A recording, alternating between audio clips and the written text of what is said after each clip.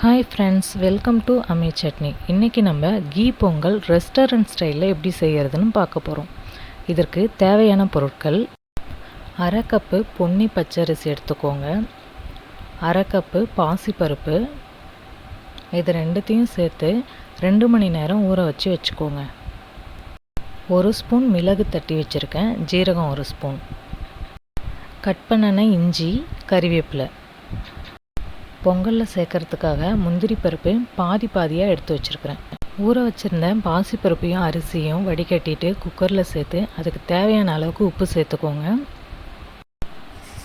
தண்ணி சேர்த்துக்கலாம். இப்போ நம்ம பாசிப்பருப்பு அரை கப், அரிசி அரை கப், ஸோ டோட்டலாக 1 கப்பு இருந்துச்சு. ஸோ 1 கப்புக்கு 3.5 கப் அளவு தண்ணி ஊற்றணும்.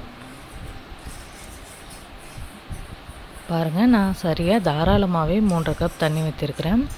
இதை 4 விசில் விட்டுடுங்க. விட்டு ஒரு 5 நிமிஷம் ரெஸ்டிங் டைம் கொடுத்து ஓப்பன் பண்ணுங்கள். பாருங்கள், பொங்கல் நல்லாவே வெந்துடுச்சு. இதை ஒரு கரண்டி வச்சு நல்லா மேஷ் பண்ணிக்கோங்க, இல்லைன்னா மேலே சாதமாக இருக்கிற மாதிரி தெரியும். இப்போது ஒரு கடாயில் 1 ஸ்பூன் நெய் விடுங்க. நெய் சூடானதுக்கப்புறமா தட்டி வச்சுருக்கிற மிளகு அதில் நம்ம சேர்த்துடலாம். மிளகு நல்லா பொரிஞ்சதுக்கப்புறமா ஜீரகத்தையும் சேர்த்துடுங்க. ஜீரகம் பாதி பொரிய ஆரம்பித்ததுமே நம்ம அதை எடுத்து பொங்கலில் சேர்த்துடலாம், இல்லைன்னா கருகிற ஸ்மெல் வரும். பாருங்கள், சேர்த்தாச்சு. இப்போது அதே கடாயில் 1 ஸ்பூன் நெய் விட்டு கட் பண்ணி வச்சுருக்கிற இஞ்சியை சேர்த்துடுங்க.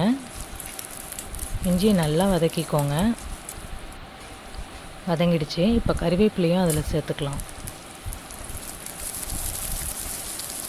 நல்லா பொரிஞ்சு வந்ததுக்கப்புறமா இதையும் எடுத்து நம்ம பொங்கலில் சேர்த்துக்கலாம்.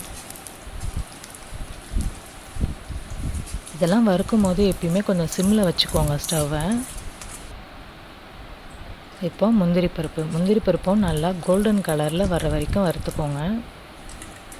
இதையும் இப்போ நம்ம பொங்கலில் சேர்த்துக்கலாம். சேர்த்துட்டு எல்லாத்தையும் நல்லா மிக்ஸ் பண்ணிக்கோங்க. இப்போ நமக்கு நெய் வாசத்தோட அருமையான பொங்கல் ரெடி. சூடான இந்த பொங்கலுக்கு நம்ம சாம்பார் சேர்த்து சாப்பிட்டா சூப்பராக இருக்கும். கண்டிப்பாக எல்லாருக்கும் பிடிக்கும். நீங்களும் வீட்டில் ட்ரை பண்ணி பாருங்கள். சாம்பார் ரெசிப்பியும் நான் அப்லோட் பண்ணியிருக்கேன். ரெண்டுத்தையும் ட்ரை பண்ணி பார்த்துட்டு கமெண்ட்ஸ் அனுப்புங்க. தேங்க்யூ.